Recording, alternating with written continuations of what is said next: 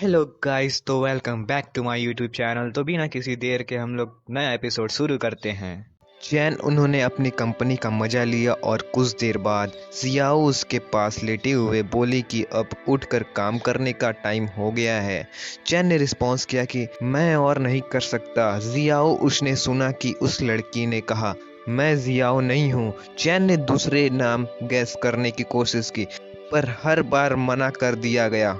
आखिर में उसने कहा मैं स्टोन बोन हूँ। ये सुनते ही चैन ने आंखें खोली। स्टंट था और डर के मारे चिल्लाया। पता चला कि ये सब एक सपना था। चैन गुस्से से स्टोन बोन से पूछा कि वो उनके रूम में क्या कर रहा था। स्टोन बोन ने जवाब दिया कि चैन ने खुद उसे कहा था रात में मिलने आने के लिए, पर जब वो आया तो चैन ने उसका हाथ पकड़ लिया और फ्लर्ट करने लगा। ये सुनकर चैन स्टंट रह गया, पर तभी लैंग्यू बीच में बोल पड़ी कि ये सब एक मिसअंडरस्टैंडिंग थी और सबको काम के लिए निकलना चाहिए। सीन बदला और कुछ टाइम बाद चैन सबको एक ट्रैप बनाने का तरीका समझा रहा था। उसने एक स्पाइक ट्रैप का डेमो दिया सबके लिए। चैन ने एक्सप्लेन किया कि क्योंकि जो एनिमीज और मॉन्स्टर्स उनका सामना कर रहे हैं वो काफ़ी बड़े हैं, ट्रैप्स को काफ़ी गहरा और चौड़ा बनाना जरूरी है। उसने दिखाया कि ट्रैप्स को पैटर्न से कैसे छुपाना है एक स्पेसिफिक तरीके में। चैन ने एम्फेसाइज किया कि स्पाइक ट्रैप को ट्रिप वायर ट्रैप्स के साथ कंबाइन किया जा सकता है जो उसने पहले दिखाया था। उसने ये भी मेंशन किया कि हैंगर सबको और तरह के ट्रैप्स बनाने सिखा सकता है। ये सुन के हैंगर कंफ्यूज हो गया और एडमिट किया कि उसे ट्रैप्स बनाना नहीं आता। चैन ने फिर हैंगर से पूछा कि क्या उसे वो मूविंग टारगेट याद है जो स्पेयर प्रैक्टिस के लिए यूज होता था। उसने सजेस्ट किया कि अगर उस लकड़ी के लोग को एक नेट से रिप्लेस कर दिया जाए और एक ट्रिगरिंग मैकेनिज्म ऐड किया जाए तो वो एक परफेक्ट ट्रैप बन सकता है।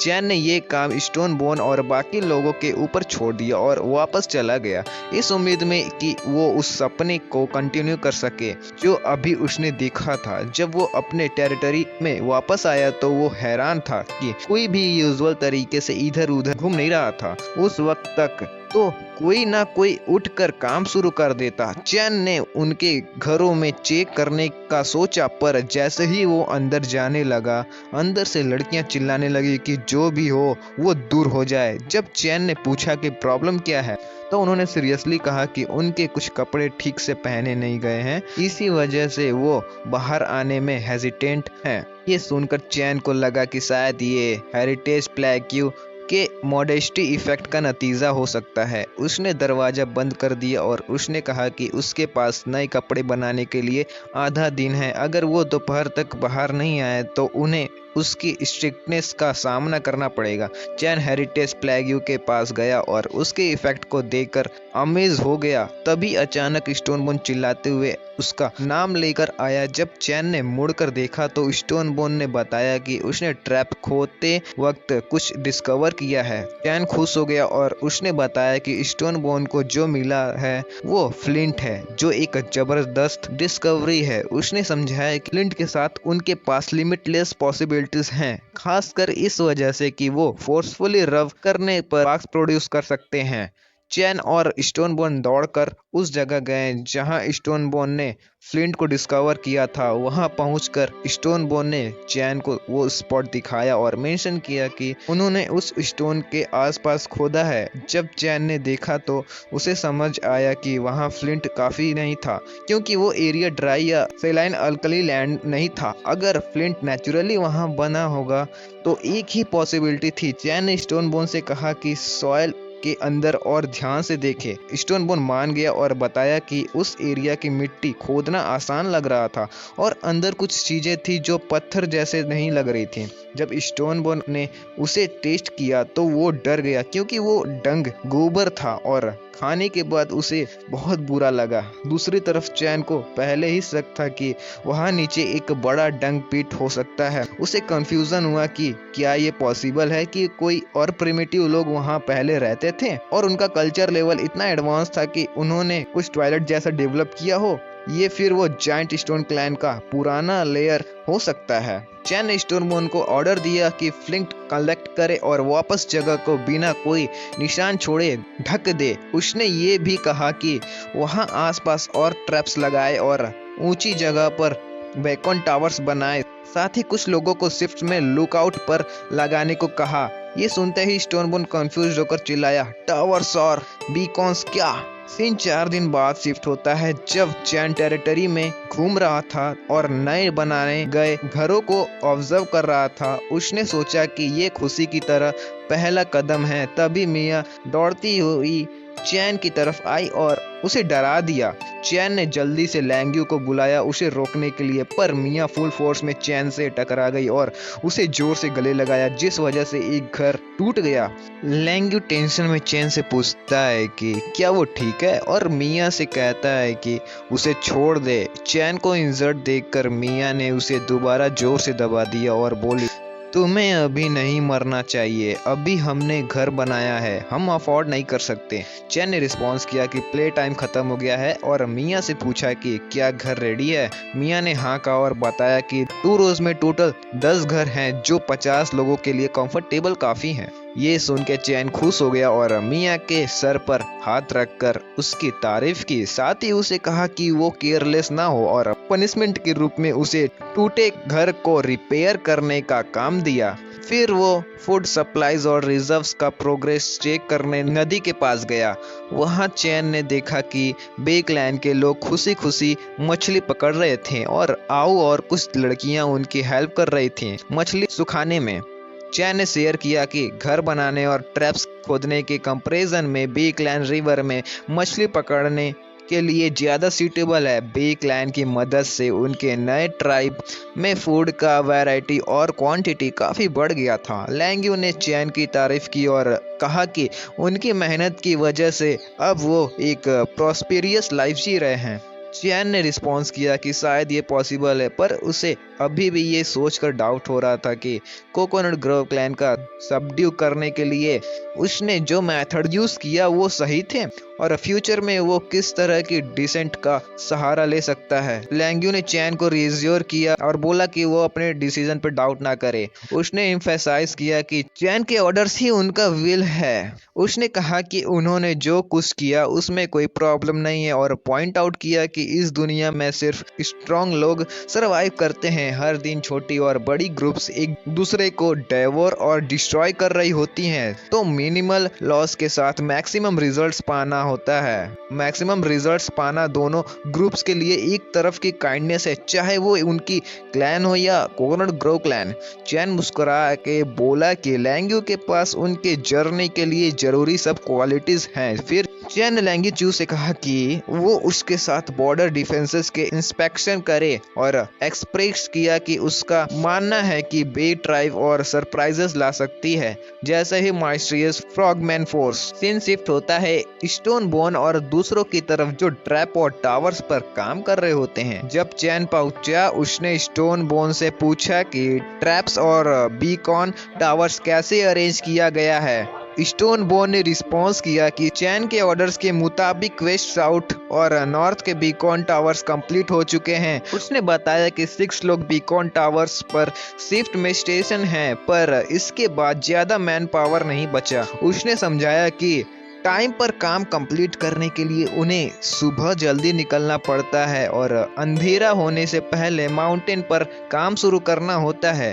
चैन ने मैन पावर की कमी को समझा और डिसाइड किया कि उस दिन से वो और लैंग्यू भी माउंटेन पर जाके उसकी मदद करेंगे। स्टोनबोन ने चैन से कहा कि वो टेंशन ना लें, वो संभाल लेंगे, पर चैन ने जवाब दिया कि ये एक क्रिटिकल टाइम है और उन्हें हर सेकंड का बेस्ट यूज करना होगा। चैन ये भी सोच रहा था कि अगर जायंट स्टोन क्लैन पहले वहां रहती थी तो उन्हें टेराइन का ज्यादा नॉलेज हो सकता है और अगर उन्होंने उसकी अनप्रिपेयर्डनेस का फायदा उठा लिया तो वो एक और बड़ा सरप्राइज अटैक कर सकते हैं, स्पेशली रात के वक्त।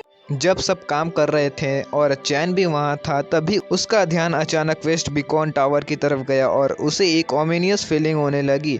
उसने सोचा कि शायद वो ओवर थिंकिंग कर रहा होगा। तब भी बिना किसी वार्निंग के साउथ बीकॉन टावर से स्क्रीम्स सुनाई दी। चैन सरप्राइज्ड हो गया और तुरंत उस डायरेक्शन में देखा। वहां उसने हेल्प के सिग्नल्स देखे। चैन ने गुस्से में चिल्लाते हुए सबको इन्फॉर्म किया कि साउथ बीकॉन टावर पर अटैक हो रहा है और सबको जल्दी मूव करने के लिए कहा। चैन साउथ की तरफ दौड़ रहा था। उसका दिमाग तेज चल रहा था। वो सोच रहा था कि ट्रैप लोकेशंस जाने के बावजूद और एजिलिटी बोनस के 2 पॉइंट्स होने के बाद भी उसे साउथ माउंटेन तक पहुंचने में कम से कम 5 मिनट लग गए। उसने दुआ की कि इन महत्वपूर्ण 5 मिनट में कुछ गलत ना हो। साउथ टावर पर हैंग वेंगर पेट्रोलिंग कर रहा था जब उसने देखा कि ट्राइब के बिल्कुल पास वाले ट्रैप्स ट्रिगर हो गए हैं। उसने सोचा कि दुश्मन इतनी दूर तक कैसे घुस आए।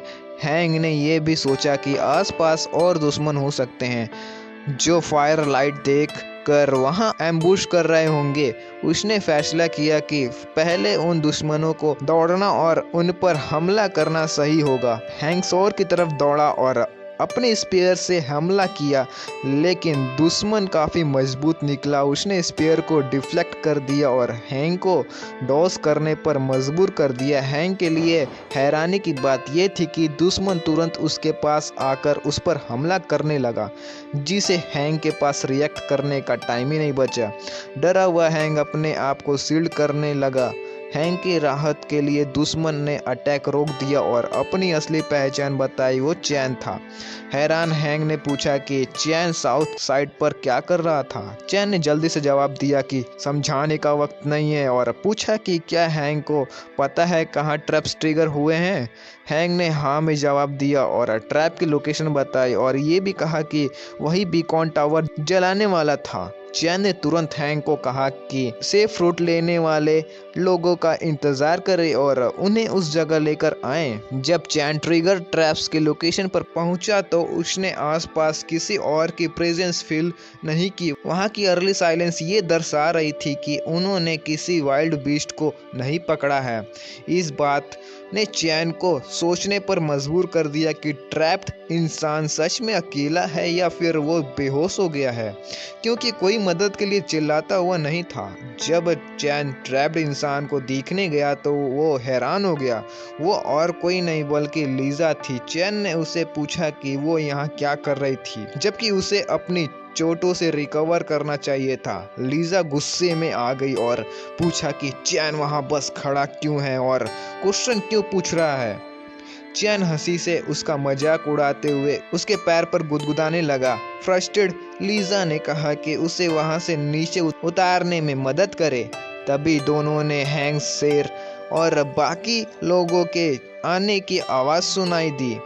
लीजा गुस्से से चिल्लाकर चैन से बोली कि अगर किसी ने उसे उस हालत में देख लिया तो वो उन्हें चुप रखने का कोई कसर नहीं छोड़ेगी। चैन टेंस हो गया और लीजा से कहा कि वो रुक जाए जब तक वो ग्रुप का सामना करता है। उसने जोर से चिल्लाकर सबको पीछे रहने और करीब ना आने के लिए कहा। वार्निंग दी कि सिचुएशन बहुत डेंजरस है और अगर वो करीब आए तो मर भी सकते हैं। ये सुन के स्टोनबोन कंफ्यूज हो गया और सोचा कि कहीं चैन किसी एम्बुश में तो नहीं फंस गया। उसने हैंग से पूछा कि क्या उसने रेस्क्यू के लिए अंदर जाना चाहिए। हैंग ने जवाब दिया कि उसे नहीं लगता कि ऐसा कुछ है, क्योंकि चैन के बिहेवियर से लग रहा था कि वो नेगेटिवली अफेक्ट नहीं हुआ।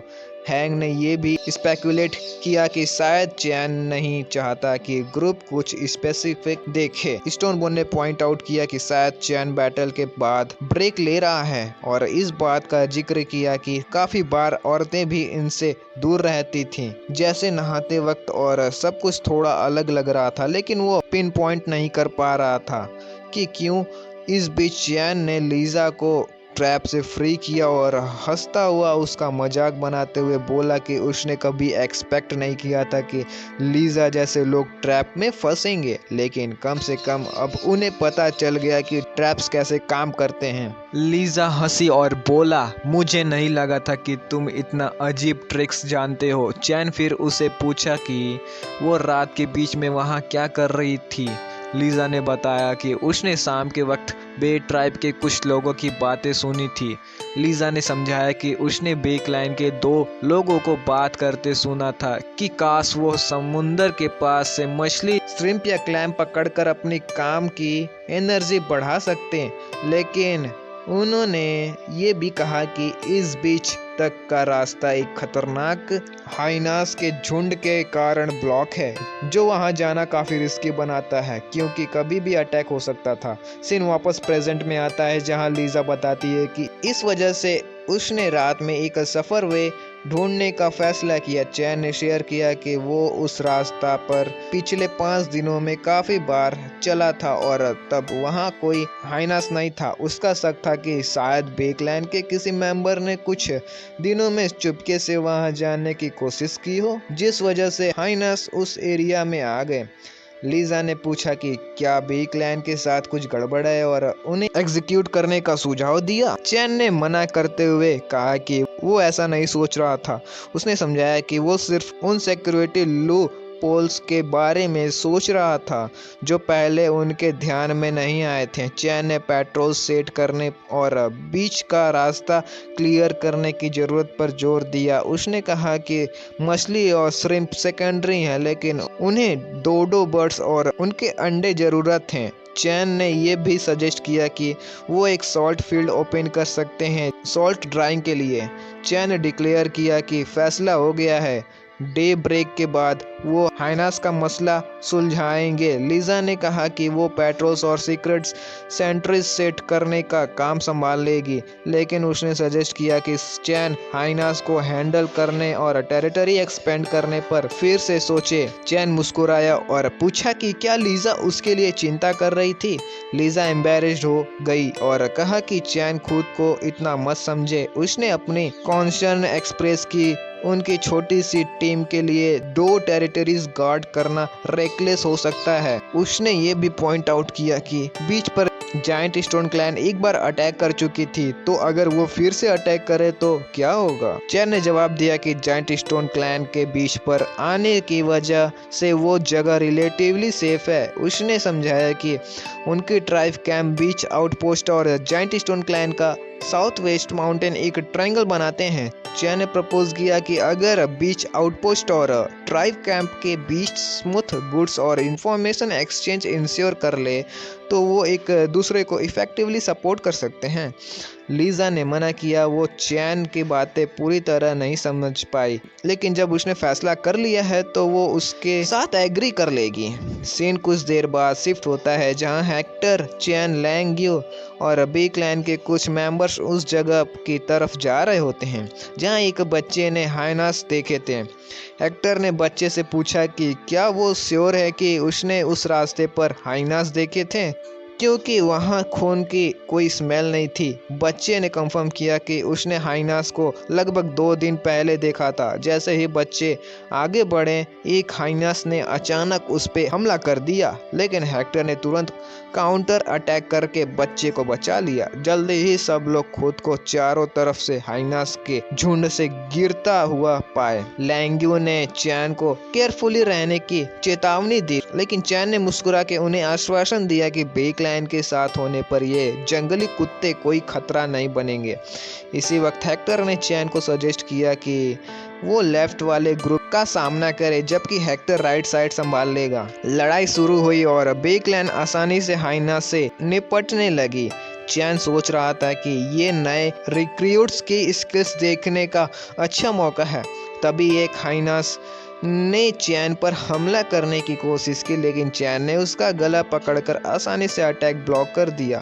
कुछ ही मिनट में सबने मिलकर हाइनास को हरा दिया। हेक्टर ने कहा कि उसे यह फाइट कुछ खास सेटिस्फाइंग नहीं लगी। चैन ने हेक्टर से कहा कि इस बात को छोड़ो और सबको आगे बढ़ने के लिए कहा। आगे बढ़ते हुए हेक्टर ने बताया कि ये उनकी पहले की टेरिटरी थी। जब वो लोकेशन पर पहुंचे, चैन ने सबको क्लिफ ऑब्जर्व करने के लिए कहा और समझाया कि वही जगह उनका आउटपोस्ट बनाने के लिए परफेक्ट है। उसने स्पेसिफाई किया कि आउटपोस्ट क्लिफ के पास होना चाहिए और इतना स्पेसियस होना चाहिए कि 20 लोग वहां रह सके। बीकॉन टावर उसके ऊपर बनाया जाएगा। चैन ने यह भी बताया कि बीकॉन टावर के बाद एक छोटा सा सॉल्टेड इवापोरेशन फील्ड आउटपोस्ट के पास बनाया जाएगा। चैन ने हेक्टर से कहा कि वो कुछ लोग को भेजेगा मदद के लिए, लेकिन हेक्टर के पास सिर्फ 4 दिन का समय है सब कुछ कंप्लीट करने के लिए। उस मोमेंट पर चैन खुद को एक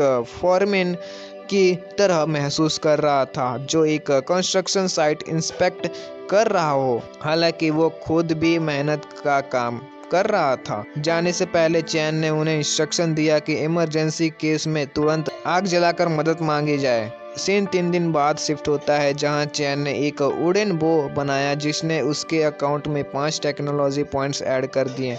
इसी वक्त आओ ने सबको इन्फॉर्म किया कि सैम वापस आ गया है और उसके पास रिपोर्ट करने के लिए कुछ है। चैन सैम के पास गया और पूछा कि क्या उसने नॉर्थ में कोई ह्यूमन ट्राइब्स ढूंढी जिनसे या तो अलायंस बनाई जा सके या कॉन्क्यूर किया जा सके। सैम ने जवाब दिया कि वो एक दिन से ज़्यादा नॉर्थ गया था लेकिन उसने वहाँ किसी का कोई निशान नहीं देखा। उसने सिर्फ एक लेक और स्नो कैप्ड माउंटेन देखी जो ज़्यादा दूर नहीं थी और लगता था कि पानी के अंदर कोई अजीब सी प्राणी रह रहा था। सैम ने ऐड किया कि उस प्राणी को क्लियरली देखने से पहले वो लेक के बॉटम में चला गया और गायब हो गया क्योंकि स्नो कैप्ड माउंटेन और आगे थी। सैम वहां जाने की हिम्मत नहीं कर सका और वापस लौट आया। चैन हंसा और सैम से कहा कि सब ठीक है ना। उसने अच्छा काम किया। उसने मजाक में बोला कि उसने एक्सपेक्ट नहीं किया था कि सैम स्नो माउंटेन से पानी के मॉन्स्टर से ज़्यादा डरेगा। सैम थोड़ा कांपते हुए बोला कि स्नो माउंटेन बहुत ही डरावने हैं और चैन से पूछा कि क्या उसने उन माउंटेन के स्टोरीज नहीं सुनी है। चैन ने पूछा स्नो माउंटेन में ऐसा क्या डरावना है। तभी अचानक आओ ने उसे गले लगाते हुए कहा कि उसे डर लग रहा है। चैन ने पूछा कि आओ स्नो माउंटेन से इतना घबरा क्यों रही है। आओ ने जवाब दिया कि स्नो माउंटेन खुद नहीं बल्कि उनके पीछे छुपा एक जाइंट डरावना है। चैन ने आयु को तसल्ली दी और कहा मैं यहाँ हूँ इसलिए किसी भी चीज़ से डरने की जरूरत नहीं है। तभी अचानक चैन के सिस्टम ने एक नई क्वेस्ट दिखाई जिसमें उस जाइंट को ढूंढना था और इसके लिए उसे एक एट्रीब्यूट पॉइंट मिलेगा। चैन ये देखकर स्टन्ड हो गया और सोचा कि सिर्फ एक जाइंट स्टोन को देखने के लिए एक एट्रीब्यूट पॉइंट मिल रहा है। आखिर उसे 2 पॉइंट कमाने के लिए अपनी जान जोखिम में डालकर एक सबर टूथ को भगाना पड़ा था। फिर उसने सोचा कि शायद जाइंट बस एक बड़ा सा इंसान होगा और दूर से देखना ज्यादा डेंजरस नहीं होगा, है ना। लेकिन दूसरी तरफ एक जाइंट की एक सिविलाइजेशन होती तो शायद उन्हें अलाइज में बदला जा सकता था। फिर भी उसे सावधान रहना पड़ेगा क्योंकि अगर कुछ गलत हो गया तो ट्राइब का विनाश हो सकता है। लेकिन ये एक्सप्लोरेशन और डिप्लोमेटिक टॉक्स में सैम और आयु के बस का नहीं था। चैन ने सैम से कहा कि वो जाके रेस्ट करे क्योंकि बैंक्वेट 2 दिन बाद है तो वो रिलैक्स करके एंजॉय कर सकता है। सैम ने चैन का शुक्रिया अदा किया और रिलीफ था कि उसे अब ब्रेक मिल गया है और जाइंट का सामना नहीं करना पड़ेगा। आयु ने भी चैन को याद दिलाया कि सैम कुछ सिचुएशन में नर्वस हो जाता है। चैन ने रिस्पॉन्स किया कि ये सिर्फ नर्वसनेस नहीं है, सैम का डेंजरस परसेप्शन सबसे ज़्यादा है। इस वजह से वो कुछ चीज़ों के लिए सेंसिटिव है। इसी वजह से वो बाहर की दुनिया एक्सप्लोर कर सकता है और अपने आप को सेफ भी रख सकता है। चैन ने फिर आयु से पार्टनर सेरेमनी का प्रिपरेशन के बारे में पूछा। आयु ने जवाब दिया कि सब कुछ रेडी है। चैन ने फिर आओ से कहा कि वो 4 लोगों के लिए ट्रैवल नेसेसिटीज प्रिपेयर करे क्योंकि वो कुछ लोगों को अपने साथ एक छोटी एक्सपेडिशन पर ले जाने का सोच रहा था। ये सुनकर आओ ने टेंशन में पूछा क्या चैन के खुद जाना मतलब ये काम बहुत ही डेंजरस है। चैन ने जवाब दिया मैं बस नियर बाई एरियाज को एक्सप्लोर करने जा रहा हूँ इसलिए तुम्हें फिक्र करने की कोई ज़रूरत नहीं है। फिर उसने आओ से कहा कि कुछ खाना पानी के बॉटल्स और गर्म कपड़े तैयार करे। उसने ये भी कहा कि आओ को स्किनी का शुक्रिया कहना चाहिए जो कपड़े बनाने में अच्छा काम कर रहा था। आओ ने फिर पूछा कि ट्रिप के लिए वो कब निकल रहा है। चैन ने बताया कि पार्टनर सेरेमनी 2 दिन बाद है और वो बैंक्वेट के बाद निकल जाएगा। सीन 2 दिन बाद शिफ्ट होता है जहां चैन ने अपने लिए एक शील्ड तैयार किया था। उसने बताया कि ये शील्ड हार्डवुड से बना हुआ है और CWH हाइड की वजह से और ये काफ़ी हल्का था। उसने ये भी कहा कि अब सब लोग अपने इक्विपमेंट को जल्दी से रिप्लेस कर लें तभी आओ आई और चैन को बताई कि अब उसे रॉयल ड्रेस पहनने का टाइम आ गया है। जब चैन रॉयल ड्रेस में बाहर निकला तो सब ने उसे कॉन्ग्रेचुलेट किया और सेलिब्रेशन शुरू कर दिया। उस वक्त चैन को लगा कि क्या पार्टनर सेरेमनी बस एक शादी है। अपनी पुरानी ज़िंदगी में वो सिर्फ अपना गुजारा करने की कोशिश कर रहा था, लेकिन अब उसके पास अपनी ट्राइब, अपने लोग और एक वाइफ थी। ये सब उसके लिए एक सपना जैसा लग रहा था और अब जो दुनिया में वो था उसे अपनी जगह का एक स्ट्रॉन्ग सेंस ऑफ बिलोंगिंग महसूस हो रहा था। चैन ने लीज़ा के पास जाकर बताया कि आने वाले समय में जब वो वहाँ नहीं होगा तब नया ट्राइब के फ्यूचर का जिम्मा उसके हाथ में होगा। उसने ट्राइब के सभी लोगों को अनाउंस किया कि उस पल से लीज़ा न्यू बाई ट्राइब की रानी होगी। सब ने अपनी रानी और राजा की तारीफ की और माहौल काफ़ी इमोशनल हो गया। मियाँ तो रो पड़ी, कहते हुए कि उसे नहीं चाहिए था कि कोई और राजा की जगह ले, लेकिन उस पल का असली जज्बा उसे छुपा नहीं था। जब फेस्टिविटीज़ ख़त्म हो गई और रात हुई, सब ने चैन को गुड नाइट कहा और सोने चले गए। चैन को ऐसा लगा कि सेरेमनी के दिन कुछ बुरा नहीं हुआ और उसने शांति का एहसास किया। तभी आओ ने मुस्कुराते हुए चैन के पास आकर बताया कि रानी लीज़ा उसका इंतज़ार कर रही थी पैलेस में और उसे बोला कि वो वहाँ जाए। पहले तो चैन शर्मा गया सुनकर कि लीज़ा उसका इंतज़ार कर रही है, लेकिन फिर वो टेंस हो गया याद करते हुए कि उसकी लव लैंग्वेज वाइफ का यूज़ करना है। फिर भी वो पैलेस की तरफ गया, ये सोचकर कि शायद कुछ एक्साइटिंग उसका इंतज़ार कर रहा हो। हिम्मत दिखाते हुए चैन ने दरवाज़ा खोला और लीज़ा को कहा कि वो घर वापस आ गया है। लेकिन जब उसने लीज़ा का गुस्सा देखा और माहौल का टेंशन महसूस किया तो चैन नर्वस हो गया और सोचा कि लगता है कि कोई मरने वाला है। लीज़ा ने फिर चैन से कहा कि वो उसे अपनी बात समझाने का एक मौका देगी। चैन ने टेंस होकर पूछा, आप चाहती क्या हो कि मैं क्या कहूँ? लीज़ा उठकर वाइप निकाली और पूछा, अब भी तुम प्रिटेंड करोगे? चैन अब डर के मारे टेंस होते हुए पूछा, क्या आप थोड़ा ज़्यादा जेंटल हो सकती हैं? ये हमारे शादी का रात है। अंदर ही अंदर उसने सोचा कि लीज़ा की वाइफ को अपग्रेड करना उसकी सबसे बड़ी गलती थी। लीज़ा ने फिर पूछा कि क्या वो इतनी जल्दी उसे छोड़कर सफ़र पर जाना चाहता है बस सेरेमनी के बाद। ये सुन के चैन थोड़ा रिलीफ फील किया और लीज़ा से कहा कि वो रिलैक्स हो जाए और उसे सब कुछ समझाने दे। उसने अपना पूरा प्लान बताया और लीज़ा ने कंफर्म करने के लिए पूछा कि क्या उसका प्लान जाइंट को कन्विंस करना है कि वो जाइंट स्टोन क्लैन के खिलाफ उनके साथ आए। चैन ने जवाब दिया कि वो पूरी तरह से श्योर नहीं था कि जाइंट को कन्विंस कर पाएगा और इसलिए उसने सेफ्टी के लिए 3 और लोगों को अपने साथ लेने का सोचा। उसने ये भी कहा कि सफ़र का असली मकसद सीक्रेट रखना ज़रूरी है। चैन ने ये भी कहा कि वो कंफ्यूज्ड है कि सैम और आयु को जाइंट से इतनी डर क्यों लगती है। ये सुन के लीज़ा ने पूछा कि क्या उसके साथ जाना उसके लिए बेहतर नहीं होगा। चैन ने मना करते हुए कहा कि उनमें से एक को ट्राइब के साथ रहना ज़रूरी है और वैसे भी उसके पास और भी इम्पोर्टेंट काम थे। लीज़ा ने पूछा कि वो कौन से काम थे। चैन ने एक पत्थर का स्लिंग निकालकर लीज़ा से कहा कि वो उसे बाद में दिखाएगा कैसे इस्तेमाल करना है और बताया कि उसे चाहिए कि वो एक स्टोन स्लिंग टीम ट्रेन करे ताकि वो वापस आने तक रेडी हो।